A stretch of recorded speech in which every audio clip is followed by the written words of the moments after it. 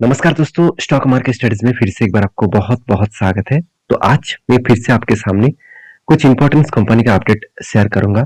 तो इस वीडियो को लास्ट तक जरूर देखिए और अभी तक आपने चैनल को सब्सक्राइब नहीं किया तो जरूर कर लीजिएगा। कंटिन्यूअसली इंफॉर्मेशन पाने के लिए चैनल के ऊपर बने रहिएगा। तो चलो देख लेते हैं आज के इस वीडियो के अंदर सारे कंपनीज के डिटेल्स के बारे में।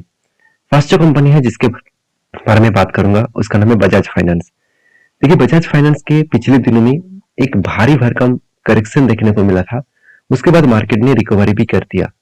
तो मान के चलिए यहाँ पे पिछले दिनों क्लोजिंग था और गैप डाउन में ओपन हुआ और मार्केट गैप डाउन में ओपन होने के बाद भी उसको क्लोजिंग कर दिए। तो ऐसे गैप डाउन में ओपन होने के पीछे कारण कौन सा था? चलो सबसे पहले मैं कारण को आपको समझा देता हूँ। देखिए बजाज फाइनेंस के ऊपर एक आरबीआई के ऊपर एक एलिगेशन देखने को मिला। आप देखेंगे तो RBI asks Bajaj finance to stop lending under e com and आप देख सकते हैं इंस्टा ईएमआई कार्ड। तो मतलब आरबीआई स्टॉप करने के लिए बोल दिया है और वो भी बजाज फाइनेंस को किसके ऊपर? E com and insert EMI card product with आप देख सकते हैं इमीडिएट इफेक्ट। तो आरबीआई की इस राय के ऊपर बजाज फाइनेंस के ऊपर एक इफेक्ट आया क्योंकि देखिए आरबीआई ये बता रहा है कि आप जो ई कॉम और साथ ही साथ इंस्टा ईएमआई कार्ड है इसके ऊपर जो लोन दे रहे हैं इसको ऊपर लोन देना बंद करिए। तो क्योंकि इसके ऊपर जो लोन आप पेमेंट कर मतलब लोन के लिए आप कस्टमर को लोन दे रहे हैं इंस्टा ईएमआई कार्ड के ऊपर लोन देना बंद करिए, जिसके लिए एक बड़ा इफेक्ट कंपनी के ऊपर भी पड़ सकते हैं। बहुत सारे लोग डिफॉल्ट भी कर सकते हैं। तो इसी के ऊपर देखा जाए तो मार्केट के ऊपर एक बिग प्रेशराइज देखने को मिला। देखिए क्योंकि इसका बिजनेस ही लोन देने का है। अगर इसका लोन देने के लिए ना बोला गया तो कंपनी के ऊपर तो इफेक्ट पड़ेगा। तो पिछले दिनों में इसी के कारण की वजह से एक बड़ा इम्पैक्ट आया क्योंकि देखिए कंपनी आरबीआई के माध्यम से ऑपरेट होते हैं। तो आरबीआई का जो डिसीजन होगा उस डिसीजन के ऊपर कंपनी को चलना पड़ेगा। तो कहने का मतलब है कंपनी के ऊपर फिलहाल की जो सिचुएशन है, फिलहाल के जो यहाँ पे बातचीत बताया गया है कि 15 तारीख को इस तरीके से बातचीत बताया गया था कि खुद को जो फाइनेंस का है उस इफेक्ट को बंद करना पड़ेगा। This product e com and insta EMI card according to the press release में इस तरीके से बातचीत कहा गया सेंट्रल बैंक के माध्यम से। तो कहने का मतलब है कि कंपनी इसके ऊपर इस तरीके से आरोप लगने के बाद कंपनी के ऊपर थोड़ा सा तो प्रेशर बनेगा। तो जिसके चलते पिछले दिनों में मैं सबसे पहले चार्ट पैटर्न दिखाऊंगा। आप देखेंगे तो कहाँ पे ओपन हुआ? इस लोअर साइड में, और ओपन जहाँ पे हुआ वही लेवल में कंपनी का 200 डेज ईएमए भी था। तो 200 ईएमए डेज के आसपास यहाँ पे ओपन हुआ। उसके बाद देखिए फिर से रीबैक भी किया और अभी देखिए रीबैक किया हाई वॉल्यूम के साथ। इसका मतलब जितने लोगों ने इस न्यूज को देखा, जो लोग सोचा था कि इस न्यूज के कारण शेयर के ऊपर बिग क्रैश होगा, मगर उल्टा हो गया।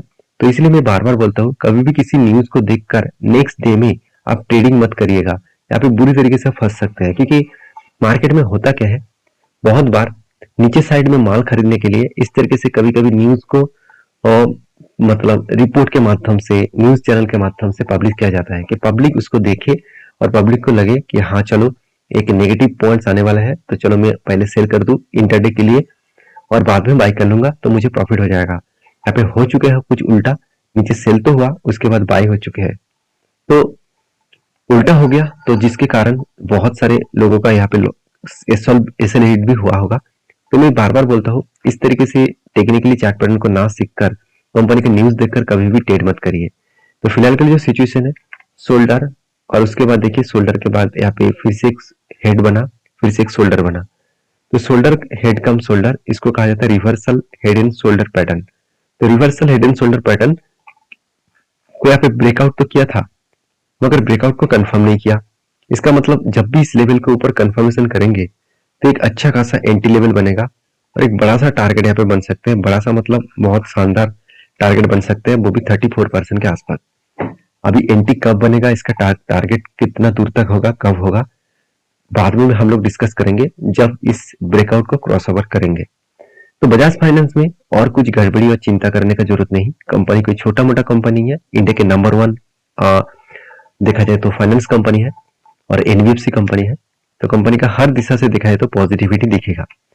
सेल्स ग्रोथ से लेकर प्रॉफिट ग्रोथ से लेकर कंपनी का प्रॉफिट भी इस बार सबसे ज्यादा प्रॉफिट देखने को मिला और कंपनी एनपीए को भी अलग लेवल में कंट्रोल में किया।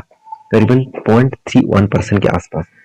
तो सारे चीजों को कंपनी कंट्रोल में रखते हैं, तो जिसके लिए कंपनी के अच्छा खासा ग्रोथ आपको हमेशा देखने को मिल जाते हैं। और इसीलिए शायद कंपनी आपको 10 साल, 5 साल और 3 साल में 25% के ऊपर रिटर्न यहाँ पे जनरेट करके दिया। तो नेक्स्ट जो कंपनी है जिसके बारे में चर्चा करूं, उसका नाम है प्रिंस पाइप एंड फिटिंग्स।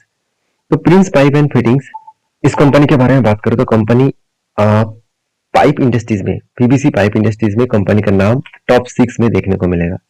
तो कंपनी कुछ ही दिन पहले टॉप मतलब 5 में देखने को मिला था, अभी टॉप 6 में आ चुके हैं, क्योंकि मार्केट कैप के हिसाब से कंपनी अप्स एंड डाउन चलते रहते हैं। तो प्रिंस पाइप का जो सिचुएशन है, क्या सिचुएशन वाइज कंपनी ठीक ठाक है?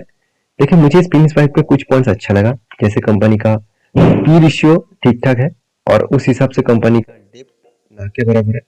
एनुअली इनकम भी अच्छा खासा है, प्रोमोटर के पास होल्डिंग्स भी अच्छा खासा देखने को मिलेगा। तो अर्निंग पर शेयर भी 19 के आसपास देखने को मिला है। और कंपनी के सबसे जो इम्पोर्टेंस पॉइंट है, कंपनी की जो मतलब पैरामीटर्स है, वो है interest coverage. Interest coverage best है कंपनी का, 3 साल के आरओसी भी बेस्ट है, इबिटा मार्जिन भी ठीक ठाक है, क्विक रेशियो भी ठीक है, मगर पैग रेशियो ठीक नहीं है, क्योंकि पैग रेशियो यही बता रहा है कि 1% के नीचे होना चाहिए। हमेशा 1% के नीचे आपको पैग रेशियो देखने को मिलना चाहिए था, मगर यहाँ पे 3.54% के आसपास देखने को मिले। मार्केट कैप टू सेल्स के बारे में बात करूं तो मार्केट कैप टू सेल्स कितना है, 2.84 के आसपास मार्केट कैप टू सेल्स देखने को मिला। इसका मतलब कंपनी को 1 रुपया कमाने के लिए कंपनी खुद को 2.84 रुपीज इन्वेस्टमेंट करना पड़ रहा है। तो मेरे हिसाब से वैल्यूएशन के हिसाब से थोड़ा सा ज्यादा देखने को मिला। बाकी कंपनी की हर पैरामीटर सही लगेगा। कंपनी का प्रॉफिट एंड लॉस, और वो भी क्वार्टरली आप देखेंगे तो sales same to same level में है, और एक्सपेंस को कंट्रोल करने के बाद जो पिछले बार कंपनी लॉस किए थे 24 करोड़ के आसपास, उसको रिकवरी भी किए और कंपनी अच्छा खासा प्रॉफिट भी किया। अराउंड 70 करोड़ के आसपास इस बार कंपनी प्रॉफिट जनरेट किया। तो जो कंपनी 25 करोड़ के आसपास लॉस किए थे, वो कंपनी आज इस बार 70 करोड़ के आसपास प्रॉफिट को जनरेट किया। तो ये भी कंपनी के लिए बेस्ट पॉइंट माना जाएगा। तो एज ए इन्वेस्टर, प्रोमोटर से लेकर एफएसटीएस पब्लिक, हर किसी के पास इन्वेस्टमेंट आपको देखने को मिल जाएगा। तो इस कंपनी के ऊपर प्रोमोटर से लेकर एफएसडीएस पब्लिक हर किसी ने निवेश करके रखे। डीएस के पास भी अच्छा खासा होल्डिंग देखने को मिला, 12.5% से बढ़ के हो चुके 18.5% के आसपास। उसी तरीके से पब्लिक के पास भी 21% का होल्डिंग था, वो घट के हो चुके 15% के आसपास। इसका मतलब पब्लिक की जो होल्डिंग है वो इंस्टीट्यूशन ने बाय कर चुके हैं। अभी इस कंपनी के ऊपर लास्ट कुछ फ्यू डेज का डेटा दिखा दूं तो कंपनी के ऊपर जो वॉल्यूम था वो एकदम ना के बराबर चला गया था, और इस दिन रिजल्ट भी आया था। रिजल्ट के दिन कंपनी के ऊपर ट्रेडिंग ज्यादा हुआ था, और डिलीवरी का जो परसेंटेज है वो उतना ज्यादा देखने को नहीं मिले। अभी धीरे धीरे करके इस कंपनी के ऊपर डिलीवरी उठाया जा रहा है। अगर यही डिलीवरी परसेंटेज की बात करूं तो कुछ दिनों पहले सिर्फ 19% के आसपास डिलीवरी उठा था, 6% के आसपास डिलीवरी उठा था। अभी वो धीरे धीरे बढ़ते बढ़ते 40% तक पहुंच चुके हैं। इसी चीज को मैं चार्ट पैटर्न के हिसाब से बात करूं तो मैंने आपको लेवल मेंशन करके दिया। यहाँ पे क्या बना था, यहाँ पे cough with hand pattern create हुआ। तो फाइनली सॉरी, यहाँ पे कफ विथ हैंड नहीं, शोल्डर, 3 बार शोल्डर बना, फिर से एक हेड बना, उसके बाद शोल्डर के हेड हुआ, और फाइनली यहाँ पे देख सकते हैं कंपनी ने क्या किया, यहाँ पे ब्रेकआउट भी किए, और ब्रेकआउट करने के बाद यहाँ पे ब्रेकआउट कंफर्मेशन भी कर चुके थे। तो कंफर्मेशन करने के बाद कंपनी नीचे आया, और मैंने आपको एक सपोर्ट लेवल भी आपको मेंशन किया कि 200 डेज ईएमए, और यहाँ पे एक स्ट्रॉन्ग सपोर्ट है। इस सपोर्ट को रिटेस्ट करने के बाद फिर से देखिए ऊपर गया। तो देखिए कंपनी के ऊपर अभी बहुत ज्यादा वोलेटिलिटी देखने को मिला है, तो शायद मुझे लगता है टाइम लग सकते हैं इस कंपनी में अपसाइड जाने के लिए।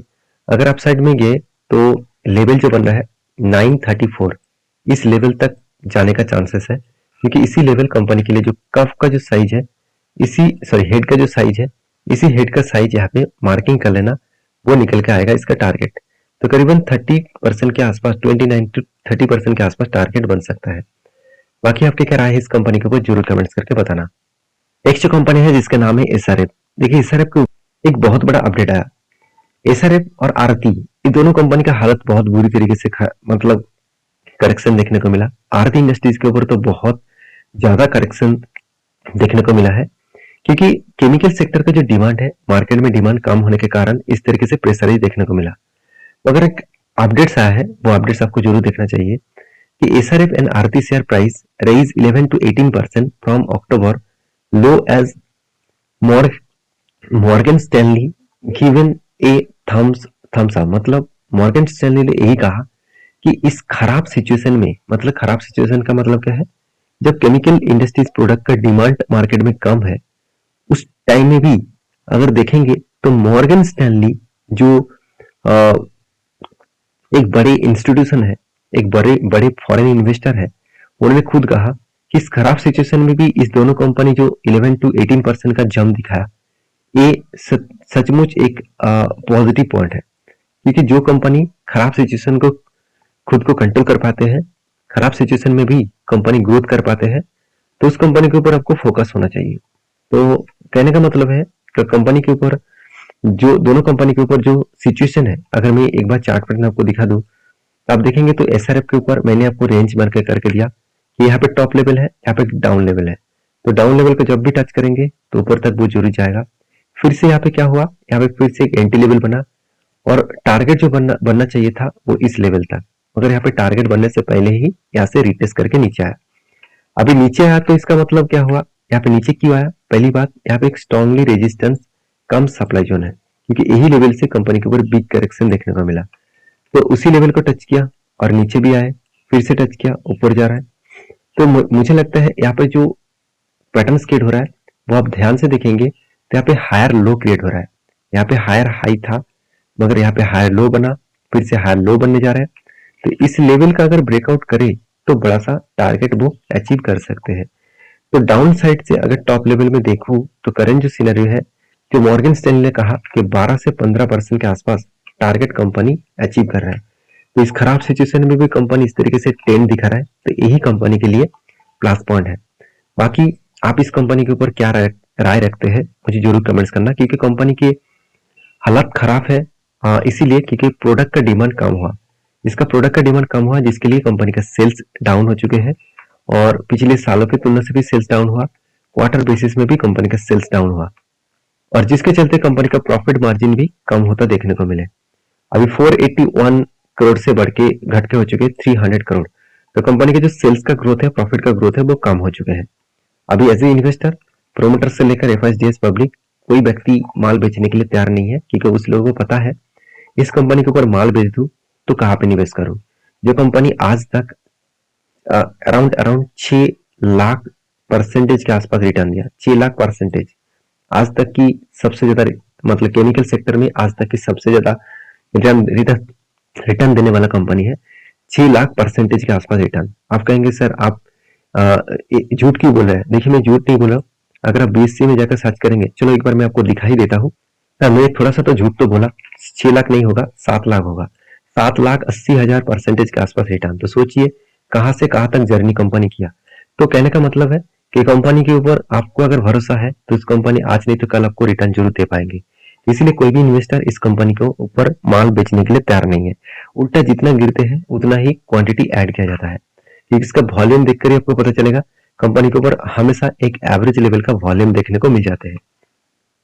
तो आपके क्या राय है इस कंपनी के ऊपर जरूर कमेंट्स करना। और नेक्स्ट जो कंपनी है जिसके बारे में बात करूं उसका नाम है मर्गनाइट क्रोड, मतलब मर्गनाइट क्रोबल इंडिया लिमिटेड। तो इस कंपनी के ऊपर एक बहुत बड़ा अपडेट आया। कंपनी के ऊपर जो अपडेट है वो डिविडेंड देने का। 24 नवंबर में आपको 28 रुपीज करके डिविडेंड मिलेगा। इसका फेस वैल्यू कितना है? इसका फेस वैल्यू है 5। तो 28 रुपीज मतलब 280% के आसपास यहाँ पे डिविडेंड मिलने वाले हैं। तो डेट याद रखना, अगर आप डिविडेंड पाना चाहते हैं तो 24 नवंबर से पहले आपको, एक दिन पहले आपको खरीदारी करना होगा, तभी आपको डिविडेंड मिलेगा। देखिए, खरीदारी करेंगे कि नहीं करेंगे आपके हाथ में है। और अगर आप मुझे पूछेंगे कि सर आप निवेश करेंगे इस कंपनी के ऊपर, बिल्कुल नहीं। मैं डिविडेंड के लिए कंपनी के ऊपर निवेश नहीं करता हूँ और मैं आपको इसीलिए मैं अपडेट्स कर रहा हूँ, क्योंकि बहुत सारे लोग मुझे पूछते रहते हैं कि सर जब भी किसी भी कंपनी के ऊपर बोनस, स्प्लिट और डिविडेंड का अपडेट आए तो एक बार जरूर वीडियो के माध्यम से शेयर करिएगा। इसलिए मैं बार बार लेके आता हूँ बोनस, स्प्लिट और डिविडेंड। और इस वीडियो में अगर कुछ जानकारी अच्छा मिले तो प्लीज लाइक करना, दोस्तों के साथ भी शेयर करना और चैनल को सब्सक्राइब भी करना। मिलते हैं नेक्स्ट वीडियो में, तब तक के लिए अच्छे से रहिए, अपने ख्याल रखिए। धन्यवाद।